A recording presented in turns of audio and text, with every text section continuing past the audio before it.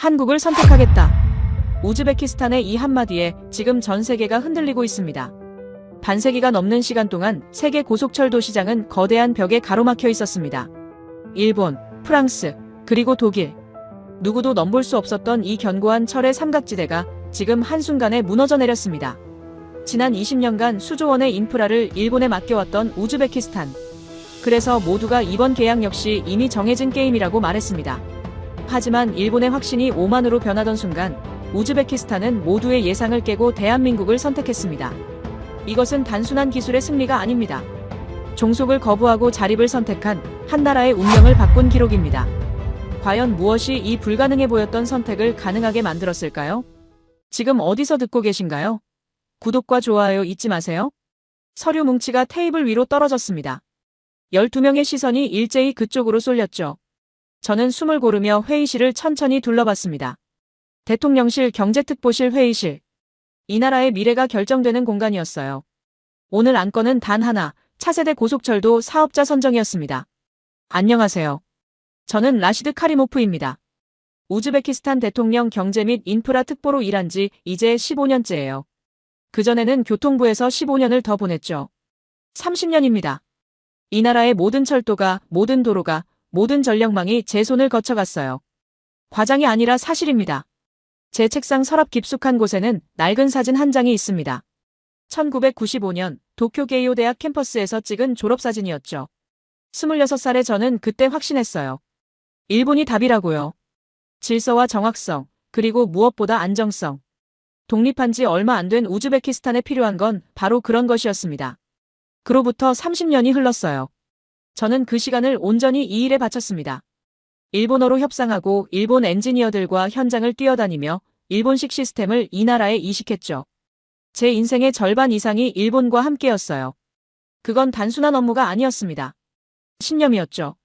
회의실 벽면에 걸린 프로젝터 화면에는 이미 결론이 적혀 있었습니다. 차세대 고속철도 사업자, 일본 컨소시엄과 세부 조건 조율 단계. 저는 그 문장을 바라보며 묘한 안도감을 느꼈어요. 이건 회의가 아니었습니다. 확인 절차였죠. 저는 천천히 입을 열었습니다. 고속철도는 단순한 교통수단이 아니라고 말했어요.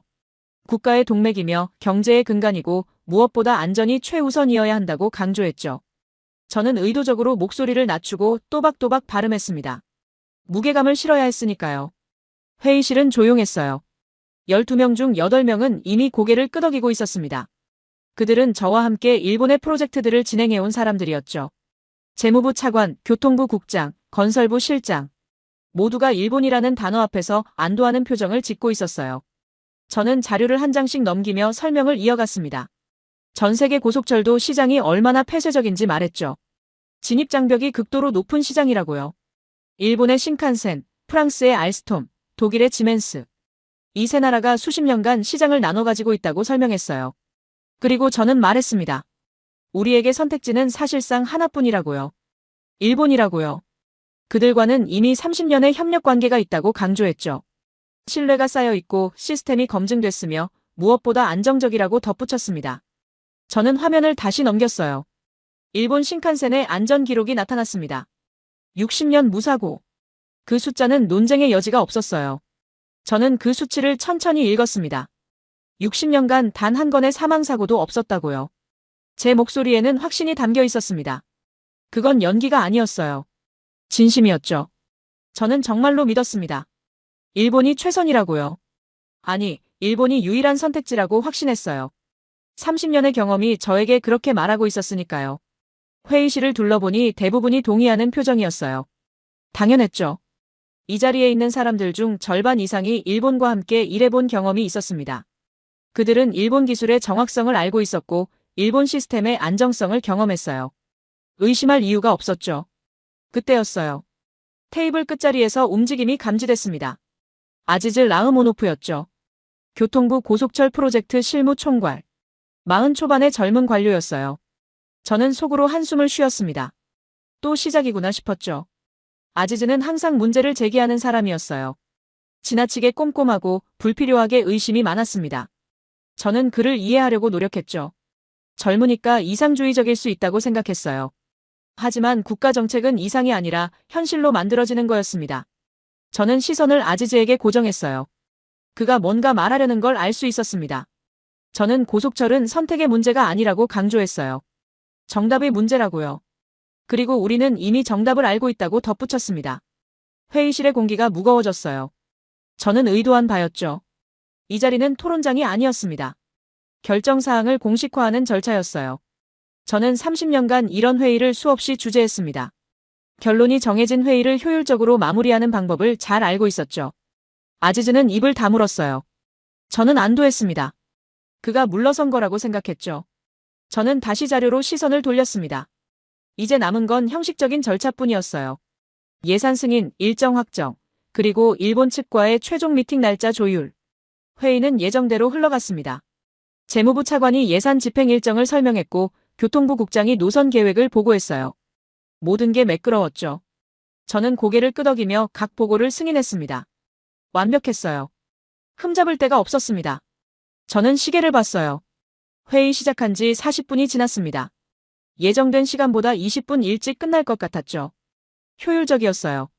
저는 마무리 발언을 준비했습니다. 일본과의 계약이 이 나라에 가져올 미래에 대해 한마디 하려고 했죠. 그런데 아지즈가 다시 손을 들었습니다.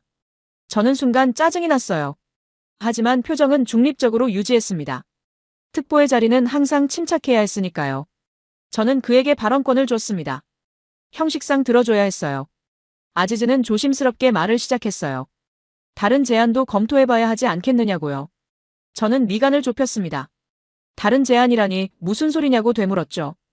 회의실이 약간 술렁였어요. 모두가 의아해하는 표정이었습니다. 아지즈는 말을 이었어요. 몇몇 나라에서 제안서를 보내왔다고요. 형식적으로라도 검토는 해야 하지 않겠느냐고 물었습니다. 저는 서류를 내려놓았어요. 천천히 침착하게 대응해야 했죠. 저는 물었습니다. 어느 나라냐고요? 아지즈는 잠시 망설였어요. 그리고 몇 개국 이름을 나열했습니다. 저는 그 이름들을 들으며 고개를 저었죠. 실적도 없고 기술도 검증되지 않은 나라들이었어요. 저는 단호하게 말했습니다. 검토할 필요가 없다고요. 우리는 이미 최선의 선택을 했다고 강조했죠. 다른 제안들은 시간 낭비일 뿐이라고 덧붙였어요. 제 목소리에는 확신이 가득했습니다. 회의실은 다시 조용해졌어요. 아지즈는 더 이상 말하지 않았습니다. 저는 마무리 발언을 했죠. 일본과의 협력은 단순한 계약이 아니라 미래를 위한 투자라고 말했어요. 안정성과 신뢰가 보장된 선택이라고 강조했습니다. 회의가 끝났어요. 사람들이 하나둘 자리를 떴습니다. 저는 서류를 정리하며 생각했어요. 아지즈의 제안은 그저 형식적인 문제 제기였을 거라고요. 젊은 관료들이 가끔 그런 식으로 자기 존재감을 드러내려 한다고 이해했죠. 저는 사무실로 돌아왔어요. 책상 위에는 일본 측과 주고받은 이메일이 쌓여 있었습니다. 저는 그중 하나를 열어봤죠. 세부 조건 조율을 위한 다음 미팅 일정이 잡혀 있었어요. 모든 게 계획대로였습니다. 의자에 앉아 저는 잠시 눈을 감았어요. 30년이었습니다. 30년 동안 저는 이 길을 걸어왔죠. 일본과 함께요. 그 시간이 저에게 확신을 줬습니다. 이 선택이 옳다는 확신을요.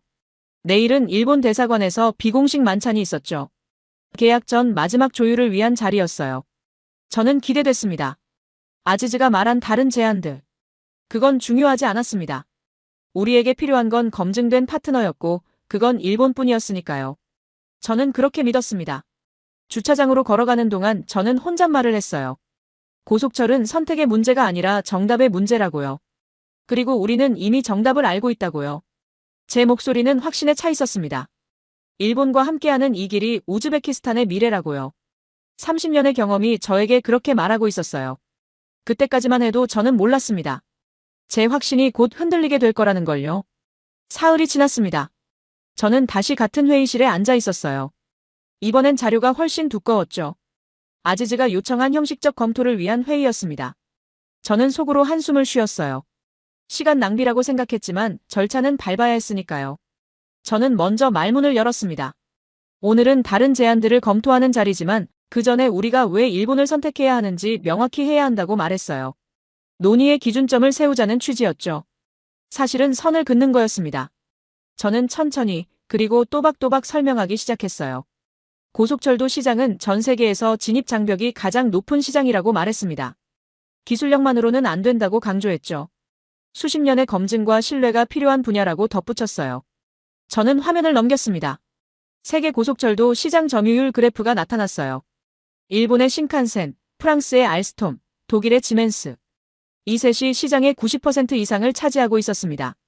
저는 그 그래프를 가리키며 말했죠. 이 셋이 수십 년간 이 판을 나눠 가졌다고요. 회의실은 조용했어요. 모두가 화면을 주시하고 있었습니다. 저는 목소리에 무게를 실었어요. 우리가 선택할 수 있는 옵션은 사실상 이 셋뿐이라고 말했습니다. 그리고 그 중에서 일본은 우리에게 특별하다고 강조했죠. 지난 30년간 일본 국제협력기구가 우즈베키스탄에 투입한 공적 개발 원조 규모였어요. 숫자는 천문학적이었습니다. 저는 침착하게 말을 이었습니다. 일본은 우리나라에 수조 원을 쏟아부었다고요. 발전소, 도로, 공항, 교량. 이 나라 인프라의 절반은 일본의 기술과 자본으로 세워졌다고 설명했어요. 과장이 아니라 사실이었습니다. 저는 회의실을 둘러봤어요. 재무부 차관이 고개를 끄덕이고 있었습니다. 교통부 국장도 동의하는 표정이었죠. 저는 계속 말을 이어갔어요. 우리가 지금 서 있는 이 건물조차 일본의 지원으로 세워졌다고 말했습니다. 제 목소리는 확신에 차 있었어요. 저는 진심으로 믿었으니까요. 일본과의 관계가 단순한 거래가 아니라 파트너십이라고요. 30년의 신뢰가 쌓인 관계라고 강조했습니다. 이건 숫자가 증명하는 사실이었어요. 다음 화면으로 넘어갔습니다. 일본이 지원한 프로젝트 목록이 나타났죠. 한 페이지가 아니었어요. 3페이지였습니다. 발전소 6개, 도로 15개 노선, 공항 개선 사업 4건, 교량 20개. 리스트는 계속 이어졌어요. 우즈베키스탄 사람이라면 누구나 아는 시설들이었습니다. 저는 마지막 문장을 강조했어요. 이제 와서 일본이 위험하다고 말할 수 있겠느냐고 물었습니다. 30년의 신뢰를, 검증된 기술을, 확실한 안정성을 의심할 수 있느냐고 반문했죠. 제 목소리는 단호했습니다. 그때였어요. 아지즈가 조용히 손을 들었습니다. 저는 순간적으로 긴장했죠. 하지만 표정은 중립적으로 유지했어요. 저는 그에게 발언권을 줬습니다. 형식상 들어줘야 했으니까요. 아지즈는 천천히 일어섰어요. 그의 표정은 평소와 달랐습니다. 그는 조용히 말을 시작했어요. 특보님께서 말씀하신 모든 것이 사실이라고 인정했습니다. 일본이 우리에게 많은 것을 지어준 것도 맞다고 말했죠. 저는 고개를 끄덕였어요. 당연한 이야기였습니다. 하지만 아지즈의 다음 말이 회의실 공기를 바꿔놓았어요. 그가 말했습니다. 그런데 그건 자선이 아니었다고요. 회의실이 멈췄습니다. 모두가 아지즈를 쳐다봤어요. 저는 미간을 좁혔습니다. 무슨 소리냐고 물으려 했죠. 하지만 아지즈가 먼저 말을 이었어요. 그는 설명했습니다. 30년간 일본이 지어준 발전소들을 예로 들었어요. 부품 하나 고장나면 어떻게 됐느냐고 물었죠. 우리가 직접 고칠 수 있었느냐고요. 아니라고 대답했습니다. 일본 엔지니어가 비행기 타고 올 때까지 손도 못 대고 기다려야 했다고요. 저는 반박하려 했어요. 하지만 아지즈가 계속 말을 이어갔습니다. 나보이 발전소 이야기를 꺼냈죠. 작년 여름 냉각 시스템에 문제가 생겼던 사건을 언급했어요. 일본 기술자가 도착하기까지 사흘이 걸렸고 그동안 발전소는 멈춰 있었다고 말했습니다. 저는 입을 열었어요. 그건 예외적인 경우라고 설명했습니다. 복잡한 시스템은 전문가가 필요하다고 덧붙였죠. 하지만 제 목소리에는 조금 전만큼의 확신이 없었어요. 아지즈의 지적이 사실이었으니까요. 아지즈는 물러서지 않았습니다. 그는 계속 파고들었어요. 그게 과연 우리의 인프라냐고 물었습니다. 우리가 고칠 수 없는 시설을, 우리가 관리할 수 없는 설비를 우리 것이라고 할 수 있느냐고 반문했죠. 회의실의 술렁임이 일었어요. 몇몇 참석자들이 고개를 갸우뚱거렸습니다. 저는 서둘러 대응해야 했죠. 저는 목소리를 높였어요. 그건 기술의 복잡성 때문이라고 설명했습니다. 어느 나라든 고도의 기술은 전문가가 필요하다고 강조했죠. 하지만 아지즈는 고개를 저었어요. 그는 다른 각도로 접근했습니다. 일본의 원조가 정말 순수한 지원이었느냐고 물었죠. 저는 당연하다고 답했어요. 30년간 우리를 도왔다고 강조했습니다. 아지즈가 말했습니다. 일본의 원조는 일본 기업들이 들어올 길을 닫기 위한 철저히 계산된 인프라 선점 전략이었다고요. 저는 고개를 저었어요. 음모론이라고 일축하려 했죠. 하지만 아지즈는 구체적인 수치를 제시했습니다. 일본이 지원한 프로젝트 중 90% 이상이 일본 기업 수주로 이어졌다고 말했어요. 설계는 일본, 부품은 일본, 정비는 일본. 완벽한 생태계를 구축했다고 지적했죠. 저는 반박했습니다. 그건 당연한 거라고 말했어요. 기술을 제공한 나라가 시공도 맡는 건 자연스러운 일이라고 설명했죠. 효율성 측면에서도 합리적이라고 덧붙였습니다. 아지즈는 잠시 멈췄어요. 그리고 조용히 물었습니다. 30년이 지났는데도 우리는 왜 아직 스스로 고칠 수 없는 나라냐고요. 기술 이전은 어디 갔느냐고요. 우리 엔지니어들은 왜 아직도 일본 기술자 옆에서 구경만 하고 있느냐고 물었죠. 그 질문이 회의실을 무겁게 만들었습니다. 저는 대답해야 했어요. 저는 침착하게 말했습니다. 기술 이전은 단계적으로 진행되는 과정이라고요. 30년은 짧은 시간이 아니지만 이런 고도 기술은 그 정도 시간이 필요하다고 설명했죠. 아지즈가 물었습니다. 그럼 앞으로 얼마나 더 기다려야 하느냐고요. 50년? 100년? 저는 답하지 못했어요. 정확한 시간표를 제시할 수 없었으니까요. 아지즈는 말을 이었습니다. 일본은 우리가 독립적으로 운영할 수 있게 만들 생각이 없다고 지적했어요. 영원히 의존하게 만드는 게 그들의 전략이라고 말했죠. 저는 고개를 저었습니다. 지나친 해석이라고 반박했어요. 하지만 아지즈는 물러서지 않았습니다. 그는 단호하게 말했어요. 안전하다는 말이 영원히 의존하라는 뜻이라면 그건 안전이 아니라고요. 그건 종속이라고 강조했죠. 회의실이 다시 술렁였습니다. 저는 불편했어요. 아지즈의 논리가 일부 참석자들에게 먹혀들고 있었으니까요. 저는 서둘러 반박해야 했습니다. 저는 목소리를 가다듬었어요. 그리고 차분하게 설명했습니다. 기술 의존과 기술 파트너십은 다르다고요. 일본과의 관계는 후자라고 강조했죠. 우리는 협력하는 거지 종속된 게 아니라고 말했어요. 아지즈가 반문했습니다. 그럼 우리가 원하면 일본 시스템을 다른 나라 시스템으로 바꿀 수 있느냐고요. 저는 잠시 멈췄어요. 그건 현실적으로 어렵다고 답했습니다. 이미 구축된 시스템을 바꾸는 건 비용이 너무 많이 든다고 설명했죠. 아지즈가 말했습니다. 그게 바로 종속이라고요. 선택의 여지가 없는 상태를 파트너십이라고 부를 수 없다고 주장했어요. 저는 반박하려 했지만 말이 쉽게 나오지 않았습니다. 저는 심호흡을 했어요. 그리고 다시 원점으로 돌아갔습니다. 일본의 신칸센은 60년 무사고라고 상기시켰죠. 이것만큼 확실한 증거가 어디 있느냐고 물었어요. 안전이 최우선이라면 일본이 답이라고 강조했습니다. 아지즈는 고개를 끄덕였어요. 일본 기술의 안전성은 인정한다고 말했습니다. 하지만 물었죠. 그 안전성이 우리 것이 되지 못한다면 무슨 의미가 있느냐고요. 우리는 영원히 일본에 전화를 걸어야 하는 나라로 남아야 하느냐고 반문했습니다. 회의실은 무거워졌어요. 저는 답해야 했습니다. 하지만 명쾌한 답이 나오지 않았죠. 저는 일단 회의를 정리하기로 했어요. 더 논의하면 혼란만 가중될 것 같았으니까요. 저는 말했습니다. 아지즈의 우려는 이해한다고요. 하지만 현실을 봐야 한다고 강조했어요. 검증되지 않은 대안을 선택하는 건 모험이라고 말했죠. 우리는 모험할 여유가 없다고 덧붙였습니다. 회의실을 둘러봤어요. 대부분은 여전히 제 편이었습니다. 재무부 차관, 교통부 국장, 건설부 실장. 그들은 여전히 일본을 지지하고 있었죠. 하지만 몇몇 얼굴에는 의구심이 보였어요. 아지즈의 말이 씨앗을 심은 거였습니다. 저는 회의를 마무리했습니다. 다음 주에 다시 모이자고 말했어요. 그때는 구체적인 제안서들을 검토하자고 덧붙였죠. 형식적인 절차였지만 밟아야 했습니다. 사람들이 하나둘 자리를 떴어요. 아지즈도 일어났습니다. 그는 제게 고개를 숙였죠. 예의 바른 인사였어요. 하지만 그의 눈빛에는 확신이 담겨 있었습니다. 저는 혼자 남았어요. 회의실을 둘러보며 생각했습니다. 아지즈의 지적이 완전히 틀린 건 아니었어요. 기술 종속 문제는 존재했죠. 하지만 그게 일본을 버릴 이유는 아니었습니다. 저는 창밖을 바라봤어요. 타슈켄트 시내가 보였습니다. 저 멀리 일본이 지어준 건물들이 서 있었죠. 30년의 결과물이었어요. 그 모든 걸 부정할 수는 없었습니다. 저는 확신했습니다. 아지즈는 이상주의자라고요. 현실을 모르는 젊은 관료라고 생각했어요. 기술 독립은 좋은 말이지만 지금 당장 우리에게 필요한 건 안정성이었죠. 저는 가방을 챙기며 혼잣말을 했어요. 판은 흔들리지 않을 거라고요. 회의실 대다수는 여전히 일본을 지지하고 있다고요. 아지즈의 말은 그저 잡음일 뿐이라고 믿었습니다. 하지만 불편한 감정은 남아 있었어요. 아지즈의 마지막 질문이 계속 맴돌았습니다.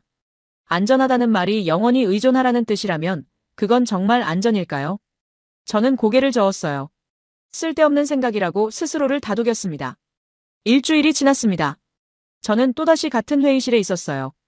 이번에는 외부 인사들도 참석했죠. 형식적 검토를 위한 절차였습니다. 저는 속으로 한숨을 쉬었어요. 빨리 끝내고 싶었습니다. 회의실 한쪽에 낯선 얼굴들이 앉아 있었어요. 프랑스 알스톰 측 대표 2명, 그리고 아지즈가 부른 또 다른 팀이 있었습니다. 저는 그쪽을 힐끗 보고는 시선을 돌렸죠. 관심이 없었어요. 아지즈가 회의를 시작하며 소개를 했습니다. 프랑스 측은 익숙한 얼굴이었어요.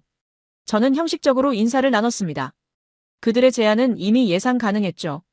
가격이 비싸고 유럽 시스템은 우리 환경에 맞지 않았어요. 그리고 아지즈가 다른 쪽을 소개했습니다. 한국 고속철 협상단이라고 말했어요. 저는 고개를 들지 않았습니다. 서류만 훑어봤죠. 한국.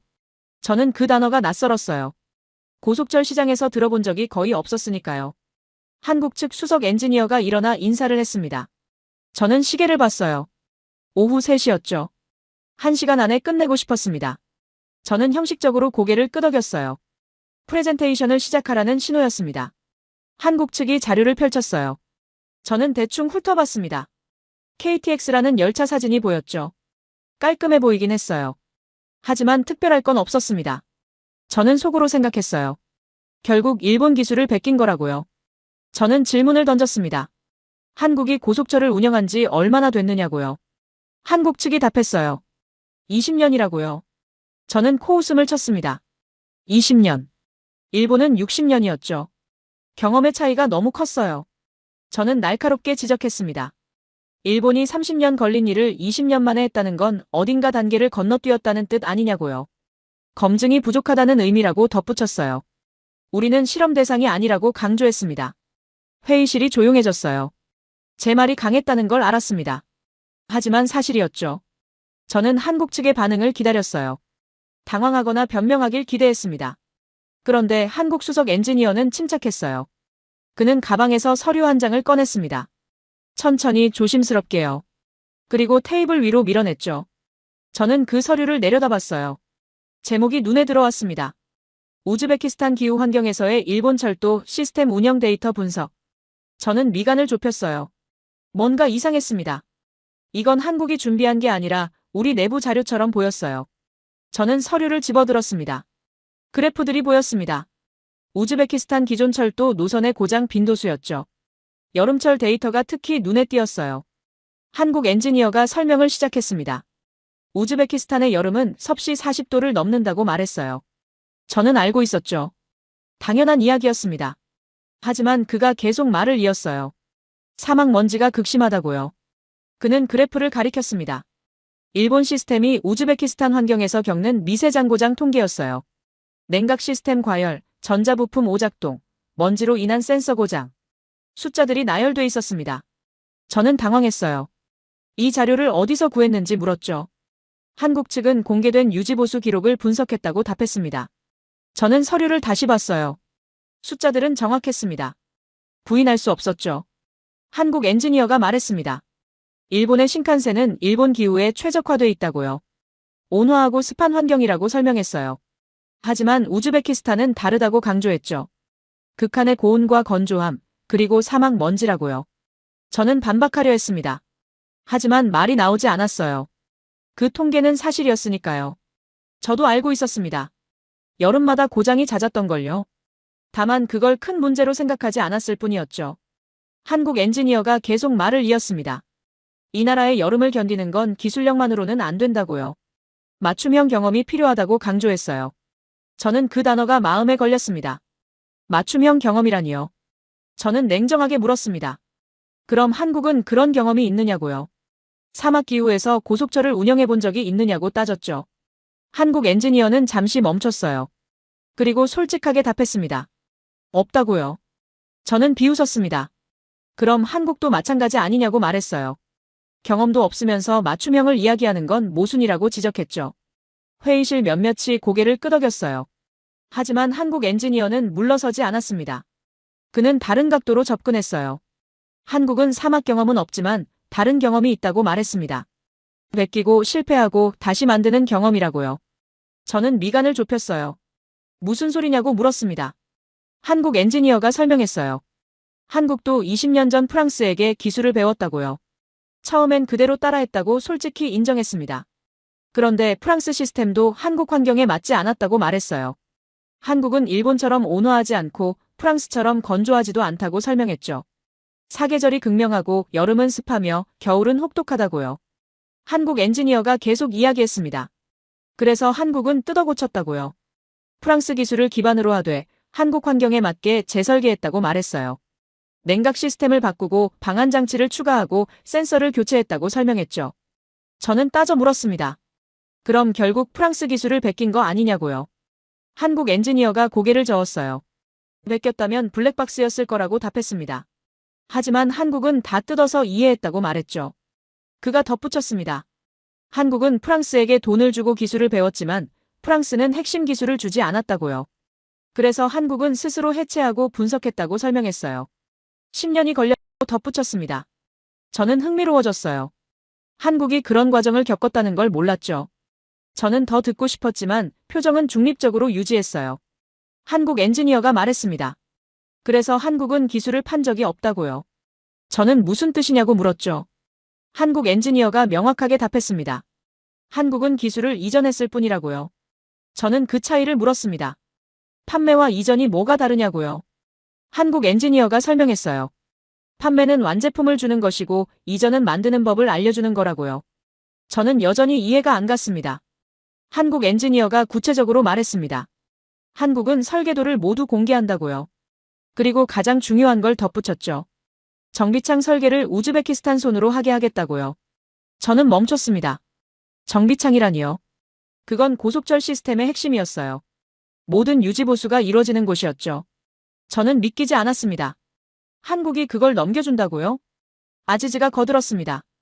일본은 단 한 번도 허락하지 않았던 영역이라고 말했어요. 저는 아지즈를 쳐다봤죠.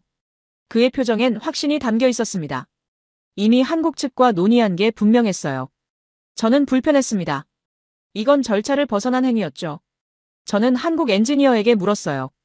정말 전부 공개한다는 거냐고요. 블랙박스는 없느냐고 따져 물었습니다. 한국 엔지니어가 단호하게 답했습니다. 없다고요. 전부 보여드릴 수 있다고 말했어요. 우즈베키스탄 엔지니어들이 직접 열차를 분해하고 조립하고 수리할 수 있게 하겠다고 약속했죠. 저는 의심스러웠어요. 너무 좋은 조건이었습니다. 뭔가 함정이 있을 거라고 생각했죠. 저는 냉정하게 물었어요. 왜 그렇게까지 하느냐고요? 이익이 남지 않을 텐데 말이에요. 한국 엔지니어가 잠시 멈췄습니다. 그리고 조용히 말했어요. 한국도 20년 전 똑같은 질문을 들었다고요.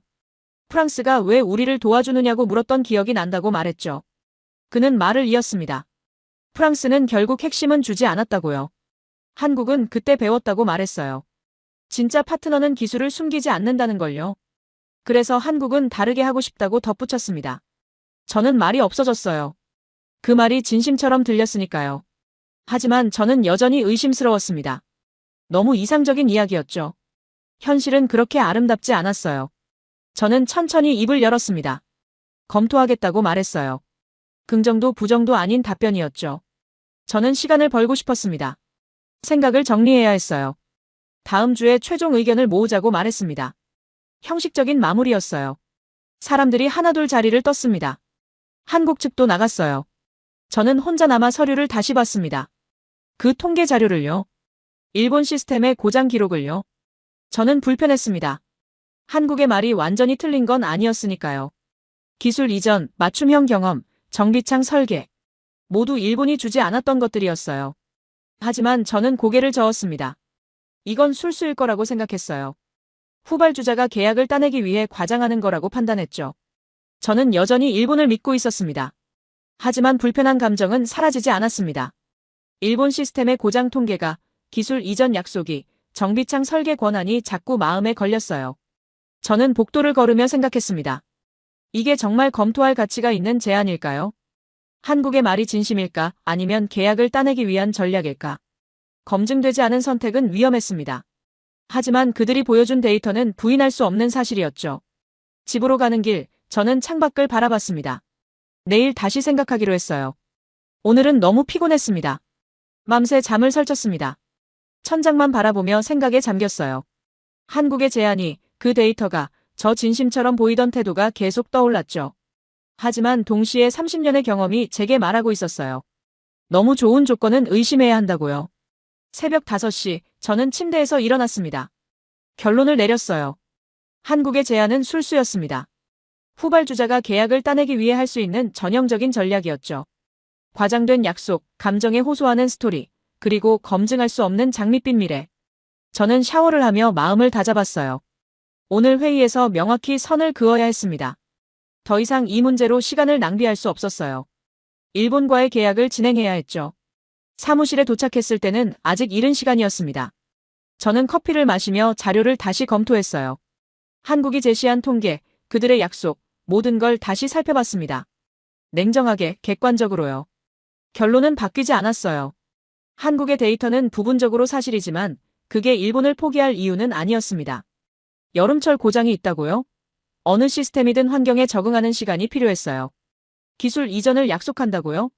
검증되지 않은 약속은 휴지 조각과 다름없었죠. 오전 10시 회의가 시작됐습니다. 저는 회의실에 들어서며 아지즈를 봤어요. 그는 뭔가 기대하는 표정이었습니다. 저는 그 표정이 마음에 들지 않았어요. 오늘은 명확히 해야 했습니다. 저는 자리에 앉아 회의를 시작했어요. 먼저 지난 회의를 정리했습니다. 여러 제안을 검토했다고 말했죠. 프랑스, 한국, 그리고 일본. 저는 침착하게 각 제안의 장단점을 나열했어요. 프랑스는 먼저 제외됐습니다. 가격이 너무 높았고 유럽 시스템은 우리 환경에 맞지 않았어요. 아무도 이의를 제기하지 않았죠. 당연한 결론이었으니까요. 그리고 저는 한국으로 넘어갔습니다. 저는 천천히 그리고 명확하게 말했어요. 한국의 제안은 흥미롭지만 현실적이지 않다고요. 이유를 나열했습니다. 첫째, 경험 부족. 한국은 고속철을 운영한 지 20년밖에 안 됐어요. 일본의 3분의 1도 안 되는 기간이었죠. 둘째, 검증 부족. 한국 시스템이 우즈베키스탄 환경에서 어떻게 작동할지 확신할 수 없었습니다. 셋째, 그리고 가장 중요한 점. 저는 목소리에 무게를 실었어요. 한국의 약속은 너무 좋았습니다. 기술 전부를 이전한다고요? 정비창 설계를 우리 손으로 하게 한다고요? 저는 물었어요. 왜 그렇게까지 하겠다는 거냐고요? 저는 회의실을 둘러봤습니다. 몇몇이 고개를 끄덕이고 있었어요. 제 말에 동의하는 표정이었죠. 저는 계속 말을 이었습니다. 후발주자가 시장에 진입하려면 파격적인 조건을 제시할 수밖에 없다고 설명했어요. 하지만 그런 약속이 실제로 지켜질 거라고 믿을 수 있느냐고 물었습니다. 계약서에 쓰인 내용과 현실은 다를 수 있다고 지적했죠. 저는 단언했어요. 이건 영업 전략일 뿐이라고요. 회의실이 조용해졌습니다. 그때 아지즈가 손을 들고 조심스럽게 말을 시작했습니다. 한국의 약속을 믿어볼 수도 있지 않겠느냐고 물었어요. 계약서에 명시하면 된다고 덧붙였죠. 저는 고개를 저었습니다. 저는 날카롭게 반박했어요. 계약서가 모든 걸 보장하지는 않는다고 말했습니다. 기술 이전은 단순히 문서를 주고받는 게 아니라고 설명했죠. 실제 운영 과정에서 수많은 변수가 생긴다고 강조했어요. 일본은 달랐습니다. 저는 목소리를 높였어요.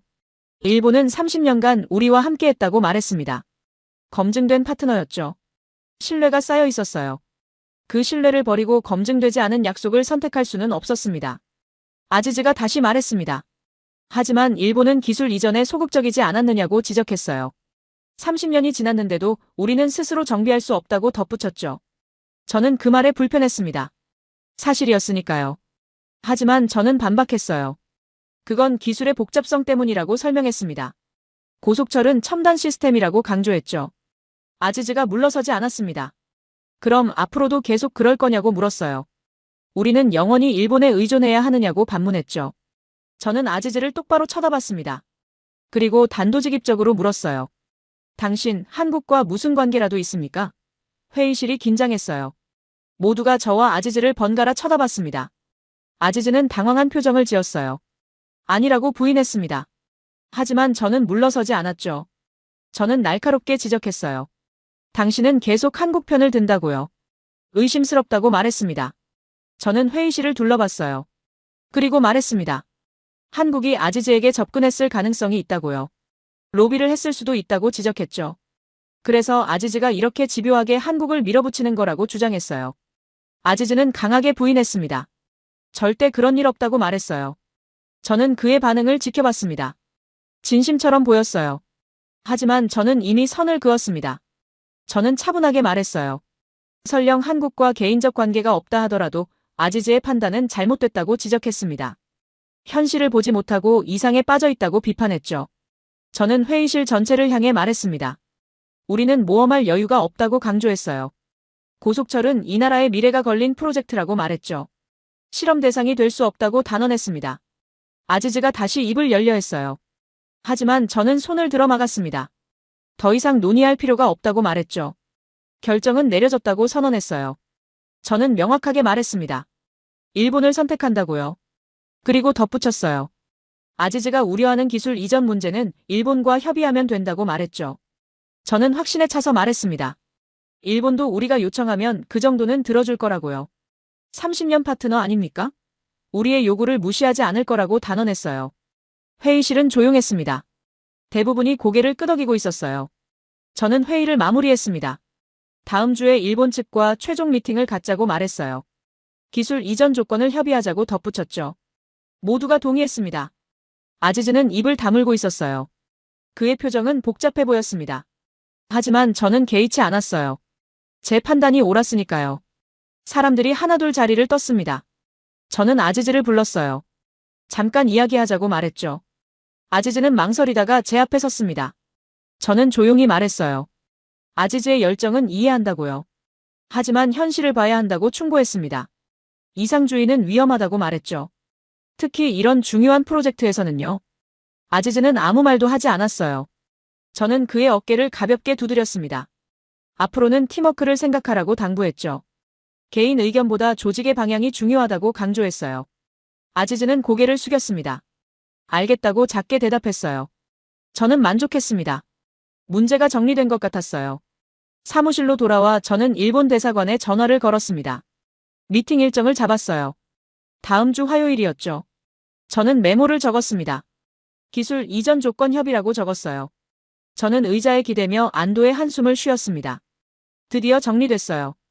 한국이라는 잡음은 사라졌고 이제 일본과 구체적인 조건만 협의하면 됐습니다. 저는 컴퓨터를 켜고 일본 측에 이메일을 보냈어요. 미팅 안건을 정리해서 보냈습니다. 기술 이전에 대한 우리 측 요구사항을 명시했죠. 정비 매뉴얼 제공, 엔지니어 교육 프로그램, 단계적 기술 이전 계획. 일본이 이 정도는 들어줄 거라고 믿었습니다. 30년 파트너였어요. 우리의 합리적인 요구를 거절할 이유가 없었죠. 저는 확신했어요.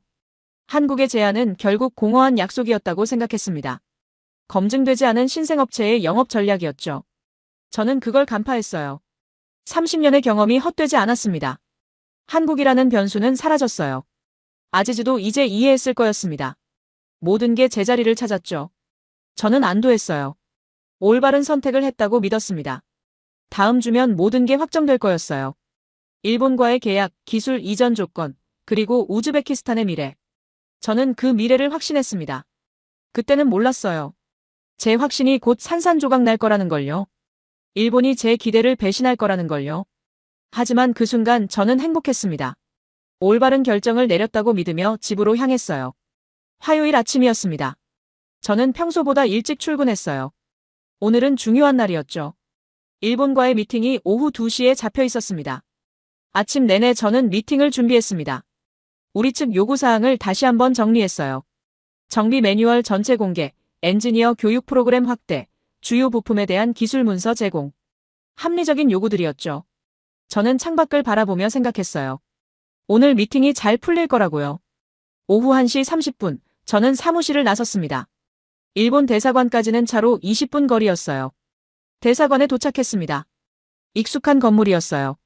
지난 30년간 수없이 드나들었던 곳이었죠. 경비원이 저를 알아보고 인사했습니다. 저는 미소로 답했어요. 로비에서 잠시 기다렸습니다. 일본 측 담당자가 내려왔어요. 다나카 부대사였죠. 저는 그와 오랜 인연이었습니다. 15년 넘게 함께 일했어요. 다나카는 따뜻하게 악수를 청했습니다. 저는 그의 손을 잡았어요. 든든했죠. 이 사람과는 여러 프로젝트를 함께 진행했습니다. 신뢰가 쌓여 있었어요. 일본 측에서는 3명이 참석했어요. 다나카 부대사, 경제 담당 참사관, 그리고 도쿄 본사에서 온 고속철 프로젝트 총괄이었습니다. 저는 그들과 명함을 교환했어요. 인사가 끝나고 자리에 앉았습니다. 다나카가 먼저 말문을 열었어요. 오늘 미팅의 취지를 확인했죠. 기술 이전 조건에 대한 협의라고 말했습니다. 저는 고개를 끄덕였어요. 저는 준비한 자료를 꺼냈습니다. 천천히 설명을 시작했어요. 우즈베키스탄 측의 입장을 정리해서 말했죠. 우리는 일본을 파트너로 선택했다고 강조했습니다. 하지만 조건이 있다고 덧붙였어요. 저는 첫 번째 요구사항을 제시했습니다.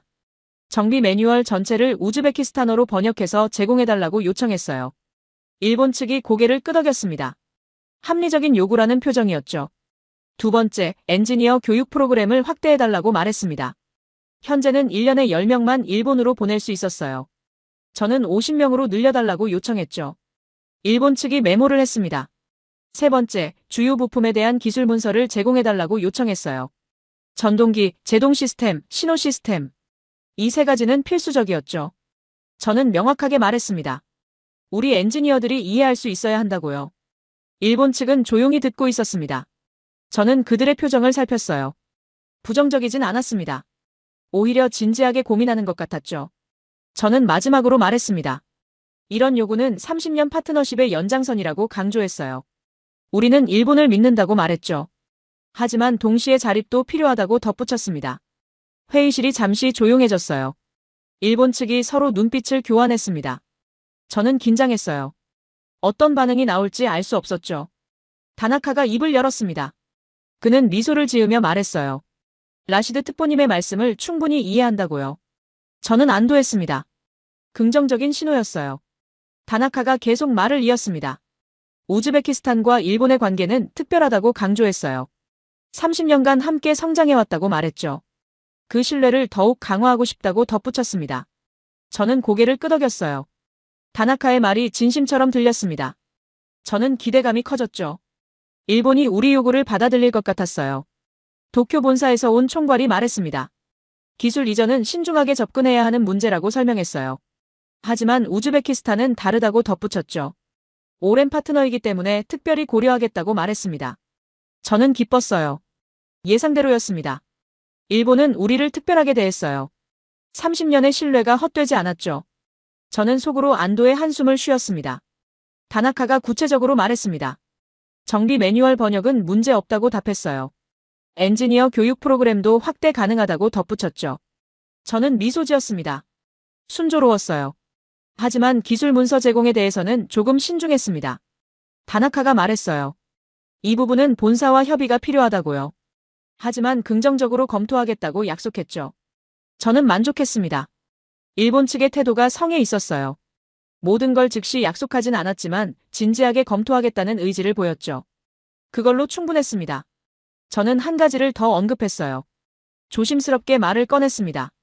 내부에서 다른 의견들이 있었다고 솔직히 밝혔어요. 일부는 다른 업체들을 고려해야 한다고 주장했다고 말했죠. 다나카의 표정이 약간 굳어졌습니다. 어느 업체냐고 물었어요. 저는 대수롭지 않게 답했습니다. 한국 측에서 제안이 들어왔었다고 말했죠. 하지만 우리는 일본을 선택했다고 강조했어요. 다나카가 고개를 끄덕였습니다. 현명한 선택이라고 말했어요. 한국은 경험이 부족하다고 지적했죠. 고속철은 검증된 기술이 필요한 분야라고 강조했습니다. 저는 동의했어요. 바로 그래서 일본을 선택했다고 말했습니다. 하지만 덧붙였죠. 한국 측이 기술 이전을 약속했기 때문에 일부 인사들이 흔들렸다고 솔직히 말했어요. 다나카가 미간을 좁혔습니다. 기술 이전이라니 무슨 의미냐고 물었어요. 저는 설명했습니다. 정비창 설계를 우즈베키스탄이 직접 하게 해주겠다는 제안이었다고 말했죠. 일본 측이 서로 눈빛을 교환했습니다. 다나카가 조심스럽게 말했어요. 그건 현실적이지 않은 약속이라고 지적했죠. 정비창 설계는 매우 복잡한 작업이라고 설명했어요. 저는 고개를 끄덕였습니다. 저도 같은 생각이라고 동의했어요. 한국의 제안은 과장됐다고 말했죠. 저는 일본의 현실적인 접근이 더 믿을만하다고 강조했습니다. 다나카가 안도한 표정을 지었어요. 그리고 말했습니다. 일본은 항상 현실적인 방식으로 접근한다고요. 과장된 약속보다는 실현 가능한 계획을 선호한다고 덧붙였죠. 저는 완전히 동의했어요. 바로 그래서 일본을 믿는다고 말했습니다. 30년간 일본은 약속을 지켰다고 강조했죠. 한 번도 우리를 실망시킨 적이 없다고 덧붙였어요. 다나카가 감사하다고 말했습니다. 그런 신뢰에 보답하겠다고 약속했어요. 저는 기뻤습니다. 오늘 미팅은 성공적이었어요. 구체적인 일정을 논의했습니다. 다나카가 말했어요. 이번 주 안으로 본사와 협의하겠다고요. 다음 주에 공식 답변을 주겠다고 약속했죠. 저는 만족했습니다. 회의가 끝나갈 무렵 저는 한 가지를 더 강조했어요. 이번 계약이 성사되면 우즈베키스탄 내 반대 의견들도 잠재울 수 있을 거라고 말했습니다. 하지만 그러려면 일본의 협조가 필요하다고 덧붙였죠. 다나카가 이해한다고 답했습니다. 기술 이전 조건을 최대한 수용하는 방향으로 검토하겠다고 약속했어요. 저는 안도했습니다. 일본은 역시 믿을만 했어요. 미팅이 끝났습니다. 저는 일본 측과 악수를 나눴어요. 다나카가 저를 로비까지 배웅했습니다. 우리는 복도를 걸으며 가벼운 이야기를 나눴죠. 다나카가 말했습니다. 라시드 특보님과는 오래 일했다고요. 항상 믿을 수 있는 파트너였다고 칭찬했어요. 저는 감사하다고 답했습니다. 저는 다나카에게 솔직하게 말했어요. 최근 내부 상황이 순조롭지만은 않다고요. 아지즈 같은 젊은 관료들이 다른 목소리를 내고 있다고 설명했죠. 다나카가 고개를 끄덕였습니다. 이해한다고 말했어요. 어느 조직이나 그런 일은 있다고 덧붙였죠. 하지만 결국 경험 있는 사람의 판단이 옳다고 강조했어요. 저는 위로받는 기분이었습니다. 다나카의 말이 맞았어요. 저는 30년의 경험이 있었죠. 젊은 관료들의 이상주의보다 제 판단이 더 현실적이었어요. 로비에 도착했습니다. 저는 다나카와 마지막 악수를 나눴어요. 좋은 소식을 기다리겠다고 말했습니다. 다나카가 미소 지으며 답했어요. 곧 연락하겠다고요. 사무실로 돌아가는 길 저는 생각했어요. 다음 주에 일본의 긍정적인 답변이 올 거라고요. 기술 이전 조건도 대부분 수용될 거였습니다. 그럼 모든 게 마무리되는 거였죠. 신호등에 멈춰섰을 때 저는 미소 지었습니다. 아지즈에게도 알려줘야겠다고 생각했어요. 일본이 우리 요구를 들어준다는 걸요. 그럼 아지즈도 이해할 거였죠. 다음 주에 일본의 답변이 오면 모든 게 확정될 거였습니다. 계약 체결, 기술 이전 조건 합의, 그리고 우즈베키스탄의 미래. 저는 확신했습니다. 일본은 약속을 지킬 거라고요. 30년간 그래왔듯이요. 저는 그들을 믿었습니다. 하지만 저는 몰랐어요. 일본의 태도가 곧 바뀔 거라는 걸요.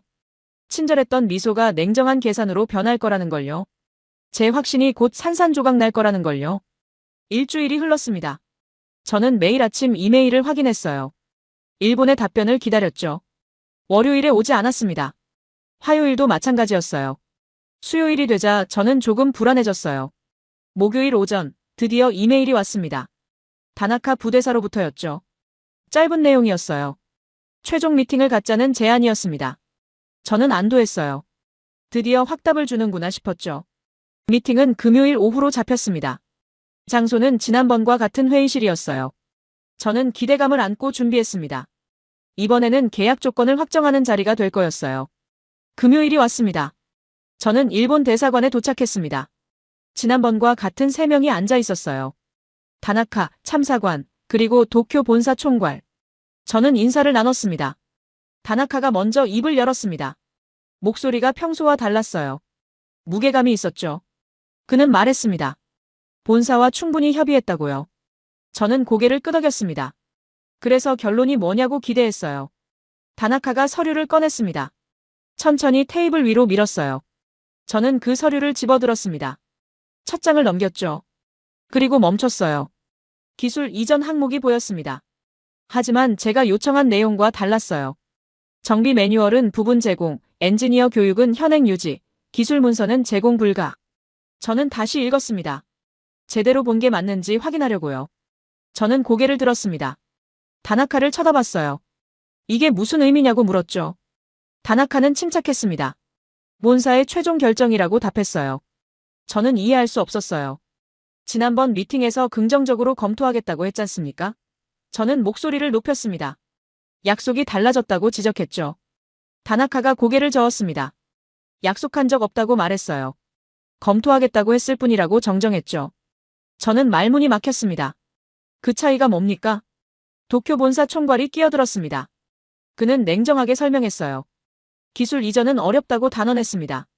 이유를 나열했죠. 핵심 기술은 일본의 자산이라고요. 쉽게 넘겨줄 수 없다고 강조했어요. 저는 반박했습니다. 우리는 30년 파트너 아닙니까? 특별한 관계잖아요. 저는 간청하듯 말했어요. 조금만 더 고려해달라고요. 다나카가 말했습니다. 특별한 관계이기 때문에 이렇게 솔직하게 말하는 거라고요.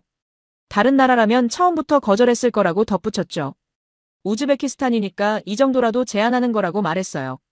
저는 화가 났습니다. 이 정도라고요? 저는 목소리를 높였어요. 우리가 요청한 건 과한 게 아니라고 주장했습니다. 합리적인 조건이라고 강조했죠. 도쿄 본사 총괄이 차갑게 말했습니다. 합리적인지는 일본이 판단한다고요. 그리고 일본의 판단은 이미 내려졌다고 단언했어요. 더 이상 논의할 여지가 없다고 선을 그었죠. 저는 당황했습니다. 이건 예상과 완전히 달랐어요. 저는 다른 각도로 접근했습니다. 내부 상황을 설명했어요. 반대 의견을 잠재우려면 일본의 협조가 필요하다고 말했죠. 다나카가 고개를 저었습니다. 그건 우즈베키스탄 내부 문제라고 잘라 말했어요. 일본이 관여할 부분이 아니라고 선을 그었죠. 저는 말문이 막혔습니다. 저는 마지막 카드를 꺼냈습니다. 조심스럽게 말을 꺼냈어요.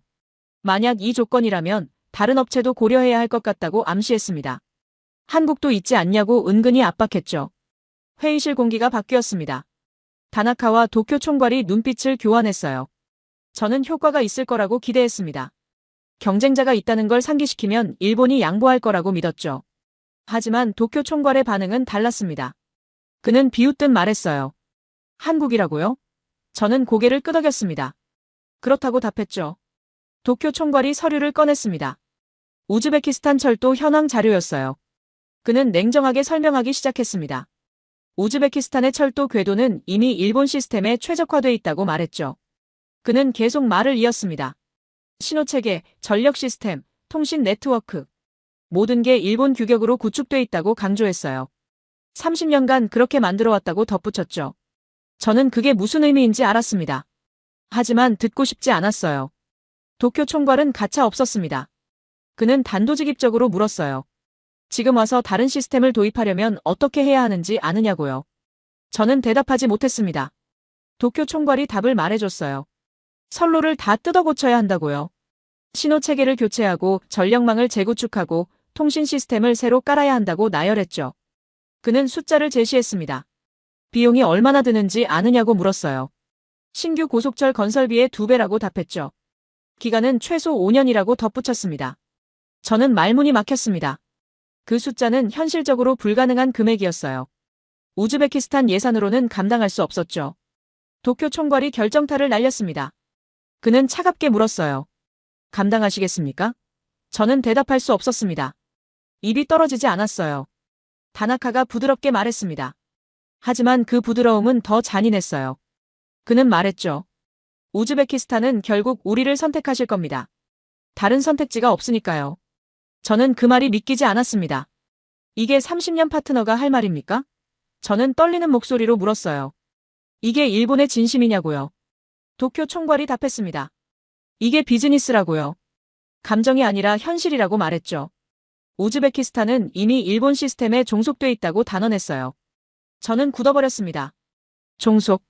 그 단어가 머릿속에서 맴돌았어요. 아지즈가 했던 말이 떠올랐습니다. 안전하다는 말이 영원히 의존하라는 뜻이라면 그건 안전이 아니라 종속이라고 했던 그 말이요. 다나카가 서류를 정리했습니다. 미팅은 끝이라는 신호였어요. 그는 말했습니다. 다음 주까지 답변을 달라고요. 이 조건으로 진행할 건지 아닌지 결정하라고 요구했죠. 저는 멍하니 앉아 있었습니다. 뭐라고 대답해야 할지 몰랐어요. 다나카가 일어섰습니다. 다른 2명도 따라 일어났죠. 저도 기계적으로 일어났어요. 도대체 뭐가 잘못된 걸까요? 저는 스스로에게 물었습니다. 30년이었어요. 30년을 함께 했는데요. 신뢰가 쌓였다고 믿었는데요. 하지만 일본은 달랐습니다. 그들은 비즈니스라고 말했어요.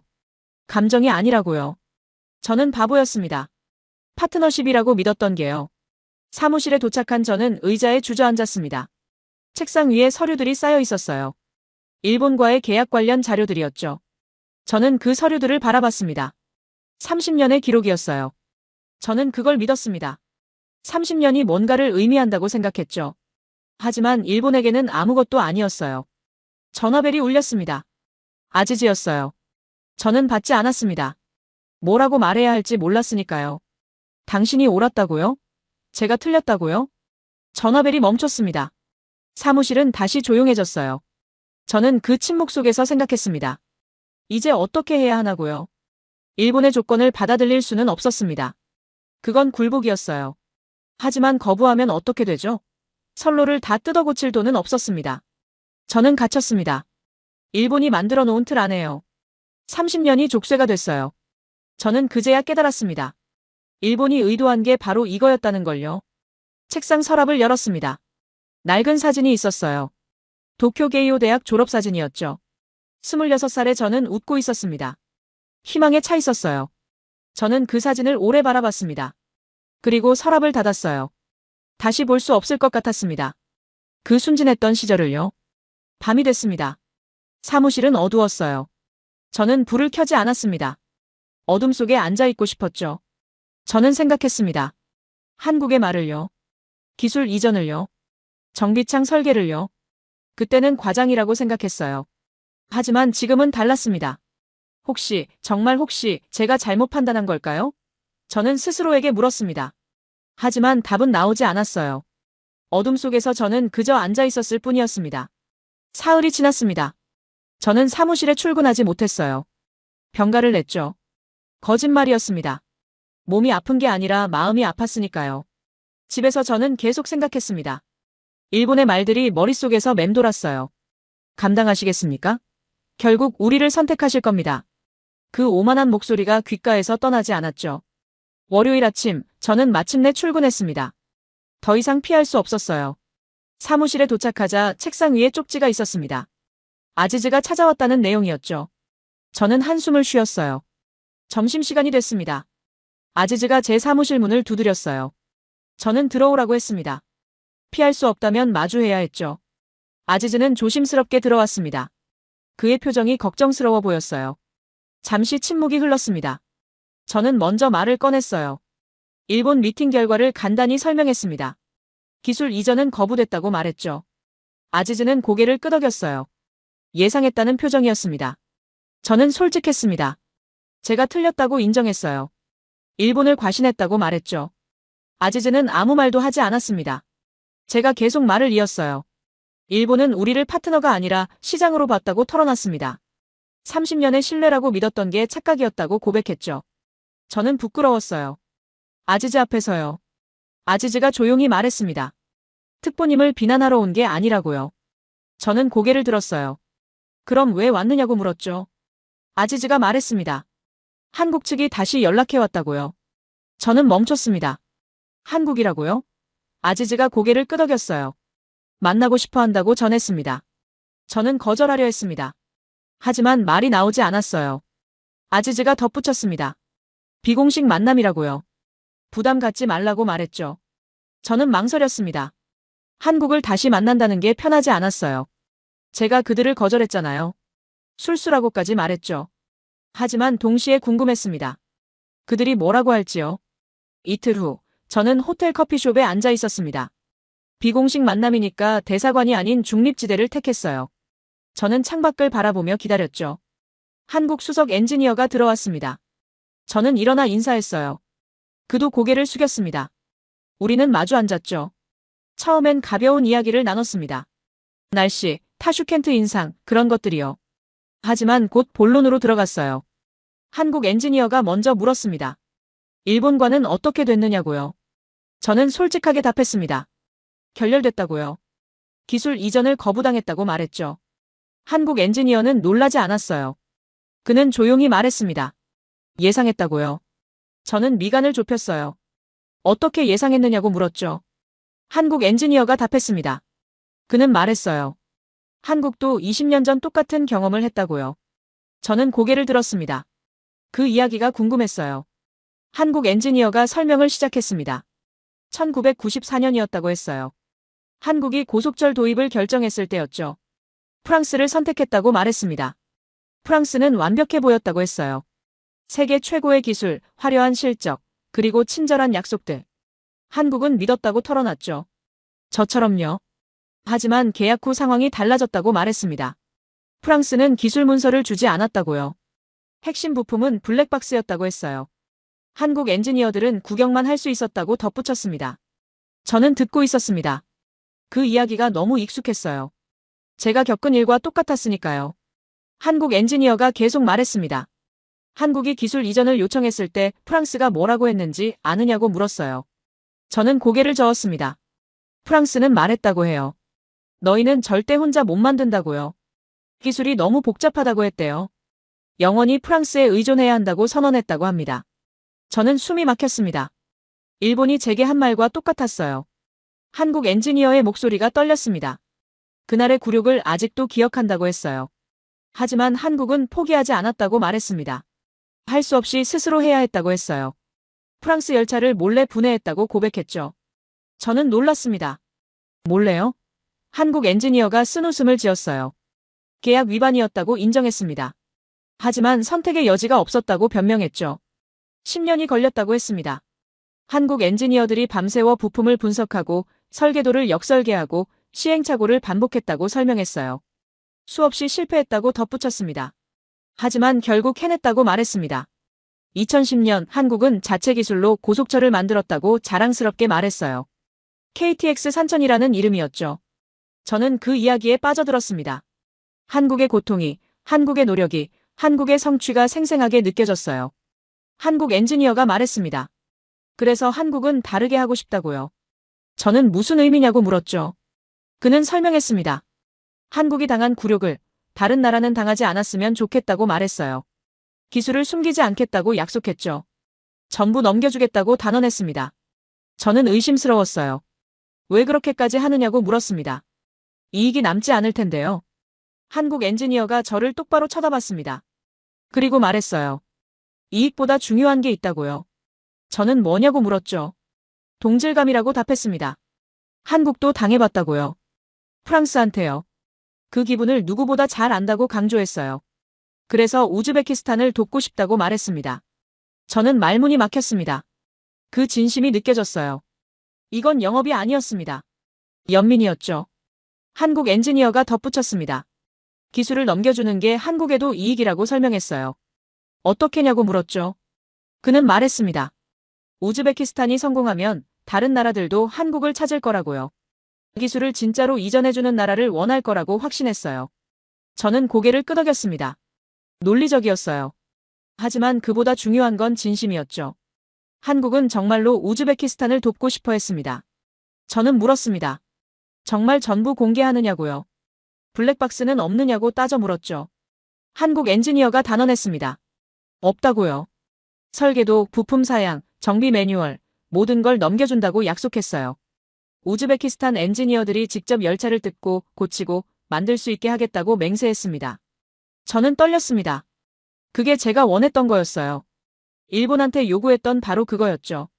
하지만 일본은 거절했어요. 한국은 자발적으로 주겠다고 했습니다. 한국 엔지니어가 말했습니다. 한국은 판매자가 아니라고요. 파트너라고 강조했어요. 우즈베키스탄의 성공이 한국의 성공이라고 말했죠. 저는 깨달았습니다. 한국은 우즈베키스탄에서 20년 전작이 나라의 모습을 본 거였어요. 프랑스한테 당했던 그 굴욕을요. 그래서 돕고 싶어 하는 거였죠. 커피가 식었습니다. 저는 한 모금 마셨어요. 쓴맛이 느껴졌습니다. 하지만 기분은 나쁘지 않았어요. 한국 엔지니어가 마지막으로 말했습니다. 기회를 한 번만 더 달라고요. 저는 망설였습니다. 아직도 불안했어요. 하지만 선택지가 있었나요? 일본은 우리를 종속시키려 했습니다. 한국은 자립을 도와주겠다고 했어요. 어느 게 옳은 선택일까요? 저는 대답했습니다. 검토하겠다고요. 한국 엔지니어가 고개를 숙였어요. 감사하다고 말했죠. 우리는 헤어졌습니다. 저는 혼자 커피숍에 남았어요. 창밖을 바라보며 생각했습니다. 일본은 30년 파트너였지만 진짜 파트너가 아니었어요. 한국은 처음 만났지만 진심을 보여줬습니다. 누굴 믿어야 할까요? 저는 핸드폰을 꺼냈습니다. 아지즈에게 문자를 보냈어요. 회의를 소집하라고 지시했죠. 이번엔 진짜 결정을 내려야 했습니다. 커피숍을 나섰습니다. 저녁 공기가 시원했어요. 저는 깊게 숨을 들이마셨습니다. 뭔가 결심이 선 기분이었죠. 차에 올랐습니다. 시동을 걸며 생각했어요. 한국의 이야기가 계속 떠올랐습니다. 프랑스한테 당한 굴욕, 10년의 노력, 그리고 마침내 이룬 자립. 우즈베키스탄도 그럴 수 있을까요? 저는 확신할 수 없었습니다. 하지만 시도는 해볼만 했어요. 일본의 족수에서 벗어날 기회였으니까요. 집으로 가는 길, 저는 결심했습니다. 한국에게 기회를 주기로요. 마지막 기회일지도 몰랐어요. 하지만 후회 없는 선택을 하고 싶었습니다. 다음 날, 저는 긴급회의를 소집했습니다. 같은 회의실이었어요. 하지만 분위기는 완전히 달랐죠. 회의실에 들어서자 모두가 저를 쳐다봤습니다. 그들은 일본의 답변을 기다리고 있었어요. 저는 천천히 자리에 앉았습니다. 그리고 솔직하게 말하기 시작했어요. 저는 지난주 일본과의 미팅 내용을 공유했습니다. 숨기지 않았어요. 기술 이전 거부, 종속 구조, 그리고 그들의 오만함까지. 모든 걸 있는 그대로 말했죠. 회의실이 술렁였습니다. 재무부 차관이 놀란 표정을 지었어요. 교통부 국장은 고개를 저었죠. 모두가 믿기 어렵다는 반응이었어요. 저도 그랬으니까요. 저는 말을 이었습니다. 제가 틀렸다고 인정했어요. 30년의 경험을 믿었지만 그게 전부가 아니었다고 말했죠. 경험이 때로는 우리를 가두기도 한다고 고백했습니다. 아지즈가 조용히 앉아 있었어요. 저는 그를 바라봤습니다. 그리고 말했어요. 아지즈가 옳았다고요. 기술 종속은 실제했다고 인정했죠. 안전이 아니라 통제였다고 말했습니다. 저는 한국과의 재협상 내용을 설명했습니다. 기술 이전 약속, 정비창 설계 권한, 그리고 무엇보다 진정한 파트너십. 한국이 제시한 모든 조건을 구체적으로 나열했어요. 재무부 차관이 물었습니다. 한국을 믿을 수 있느냐고요. 저는 잠시 생각했어요. 그리고 답했습니다. 100% 확신할 수는 없지만 지금 우리에게 필요한 선택이라고요. 저는 설명했습니다. 이건 모험이 아니라고요. 오히려 가장 안전한 선택이라고 강조했어요. 일본의 틀 안에 갇혀 있는 게 진짜 위험이라고 말했죠. 교통부 국장이 우려를 표했습니다. 일본 시스템에서 한국 시스템으로 전환하는 비용이 너무 크지 않느냐고요. 저는 한국이 제시한 방안을 설명했어요. 기존 인프라를 최대한 활용하는 방법이 있다고 말했죠. 저는 숫자를 제시했습니다. 전환 비용, 기간, 그리고 장기적 이익. 한국의 제안이 현실적이라는 걸 보여줬어요. 일본이 협박했던 것과 달리 우리는 감당할 수 있었습니다. 아지즈가 입을 열었습니다. 그는 조심스럽게 말했어요. 한국과 함께라면 우리가 진짜 배울 수 있을 거라고요. 단순히 운영하는 게 아니라 이해하게 될 거라고 덧붙였죠. 저는 고개를 끄덕였습니다. 바로 그거라고 동의했어요. 우리는 더 이상 남의 기술을 빌리는 나라로 남고 싶지 않았습니다. 우리 것으로 만들고 싶었어요. 회의는 3시간 넘게 이어졌습니다. 질문이 쏟아졌고 저는 답했어요. 때로는 확신 있게, 때로는 솔직하게 모른다고 말하며요. 저는 더 이상 모든 걸 아는 척하지 않았습니다. 마지막 표결 시간이 왔습니다. 저는 물었어요. 한국을 선택하는데 동의하는 분들은 손을 들어달라고요. 잠시 침묵이 흘렀습니다. 아지즈가 가장 먼저 손을 들었습니다. 그 다음은 교통부 실무진이었어요. 1명, 2명, 3명. 손이 올라가기 시작했죠. 재무부 차관도 교통부 국장도 결국 손을 들었습니다. 저는 마지막으로 제 손을 들었어요. 12명 전원이었습니다. 만장일치였죠. 저는 감격했어요. 우리는 함께 새로운 길을 선택한 거였습니다. 회의가 끝났습니다. 사람들이 하나둘 자리를 떴어요. 아지즈가 제게 다가왔습니다. 그는 말했어요. 옳은 결정이라고요. 저는 감사하다고 답했죠. 당신이 포기하지 않아서요. 그날 오후 저는 한국 측에 공식 제안을 보냈습니다. 우즈베키스탄은 한국을 선택한다고 명시했어요. 이메일을 보내고 나니 홀가분했습니다. 드디어 결정한 거였죠. 이틀 후 한국 측에서 답변이 왔습니다. 감사하다는 내용이었어요. 그리고 다음 주에 공식 계약 협상을 시작하자고 제안했죠. 저는 동의했습니다. 다음 주가 왔습니다. 한국 협상단이 타슈켄트에 도착했어요. 이번엔 대표단 규모가 컸습니다. 엔지니어, 법률가, 재무 전문가. 진지한 태도였어요. 협상은 2주간 계속됐습니다. 세부 조건을 하나하나 정리했어요. 기술 이전 일정, 교육 프로그램, 정비창 설계 권한. 모든 게 계약서에 명시됐습니다. 저는 특별히 신경 쓴 부분이 있었어요. 블랙박스 금지 조항이었죠. 모든 기술 문서는 우즈베키스탄어로 제공된다는 조건을 넣었습니다. 한국 측이 흔쾌히 동의했어요. 2024년 6월 15일 계약식이 열렸습니다. 정부 청사 대회의실이었어요. 언론도 왔고 대통령도 참석했죠. 역사적인 순간이었습니다. 저는 서명을 했습니다. 떨리는 손으로요. 한국 측 대표도 서명했어요. 우리는 악수를 나눴습니다. 카메라 플래시가 터졌죠. 계약식이 끝나고 저는 한국 수석 엔지니어와 따로 이야기를 나눴습니다. 그에게 말했어요. 우리를 실망시키지 말아달라고요. 그가 답했습니다. 함께 만들어가는 거라고요. 실망시킬 일은 없을 거라고요. 석 달이 지났습니다. 한국 기술진이 우즈베키스탄에 상주하기 시작했어요. 교육 프로그램이 시작됐죠. 우즈베키스탄 엔지니어 50명이 첫 교육생이었습니다. 저는 교육 현장을 방문했습니다. 타슈켄트 외곽에 세워진 임시 교육장이었어요. 들어서자 놀라운 광경이 펼쳐졌습니다. 한국 열차 한 량이 분해돼 있었어요. 완전히요. 모든 부품이 바닥에 나열돼 있었습니다. 우즈베키스탄 엔지니어들이 그 부품들을 하나하나 만지고 있었어요. 한국 엔지니어가 설명하고 있었습니다. 우즈베키스탄어로요. 통역이 아니라 직접 배운 우즈베키스탄어였어요. 저는 감동했습니다. 저는 교육생 한 명에게 다가갔습니다. 젊은 엔지니어였어요. 그에게 물었습니다. 어떠냐고요? 그가 눈을 빛내며 답했어요. 처음으로 진짜 배우고 있다고요. 그는 말했습니다. 일본 시스템에서는 절대 이렇게 할 수 없었다고요. 열차를 직접 분해한다는 건 상상도 못했다고요. 하지만 지금은 모든 부품을 직접 만지고 이해하고 있다고 말했죠. 저는 그 모습을 보며 확신했습니다. 우리의 선택이 옳았다고요. 이게 진짜 기술 이전이었어요. 이게 진짜 파트너십이었습니다. 한국 수석 엔지니어가 제게 다가왔습니다. 그는 말했어요. 우즈베키스탄 엔지니어들이 예상보다 빨리 배우고 있다고요. 열정이 대단하다고 칭찬했죠. 저는 미소 지었습니다. 당연하다고 답했어요. 이들은 30년간 기다려왔으니까요. 직접 배울 기회를요. 이제 그 기회가 왔으니 놓칠 리 없다고 말했습니다. 교육장을 나서며 저는 아지즈와 함께 걸었습니다. 그가 말했어요. 이제 시작이라고요. 앞으로 갈 길이 멀다고 덧붙였죠.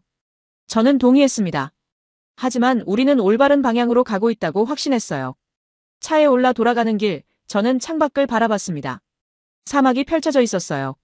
저 멀리 공사 중인 고속철 노선이 보였습니다. 2년 후면 완공될 예정이었죠. 저는 상상했습니다. 그 열차가 달리는 모습을요. 우즈베키스탄 엔지니어들이 직접 정비하는 모습을요. 고장 나도 스스로 고치는 모습을요. 더 이상 누군가를 기다리지 않는 모습을요. 사무실에 도착했습니다. 책상 서랍을 열었어요. 낡은 사진이 있었습니다. 도쿄 게이오 대학 졸업사진이었죠. 저는 그 사진을 오래 바라봤어요. 26살의 저는 일본이 답이라고 믿었습니다. 하지만 지금은 알아요. 답은 의존이 아니라 독립이라는 걸요. 기술을 빌리는 게 아니라 배우는 거라는 걸요. 저는 그 사진을 다시 서랍에 넣었습니다. 하지만 이번엔 다른 감정이었어요. 부끄러움이 아니라 감사함이었죠. 그 시절이 있었기에 지금의 제가 있으니까요. 창밖을 바라봤습니다. 해가 지고 있었어요. 하지만 어둠이 두렵지 않았습니다.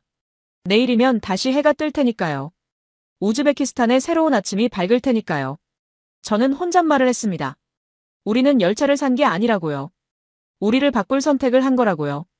기술 종속에서 기술 독립으로 가는 선택을요. 그리고 저는 확신했습니다.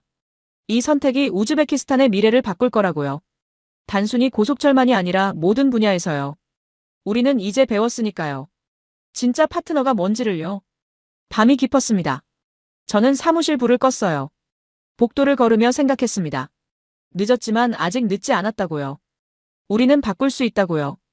엘리베이터를 타고 내려가며 저는 미소 지었습니다. 30년을 돌아왔지만 이제는 앞을 볼 수 있었어요. 우즈베키스탄의 미래가 보였습니다.